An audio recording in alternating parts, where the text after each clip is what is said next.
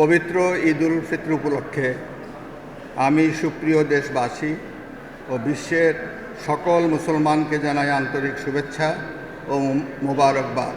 ঈদ এক অনুপম সামাজিক সম্প্রীতির উৎসব। ঈদের দিনে ধনী গরিব নির্বিশেষে সবাই একসাথে ঈদ উৎসবে সামিল হন। আসুন ইসলামের সুমহান এই আদর্শকে সমুন্নত রেখে আমরা আমাদের পাড়া প্রতিবেশী, আত্মীয় স্বজন, বন্ধুবান্ধব সবার সাথে ঈদের আনন্দ ভোগ করে নেই। এজন্য আমি সমাজের বিত্তবান ও সচ্ছল শ্রেণীর দরিদ্র ও পশ্চাৎপদ জনগোষ্ঠীর পাশে সুদৃঢ়ভাবে দাঁড়ানোর আহ্বান জানাই।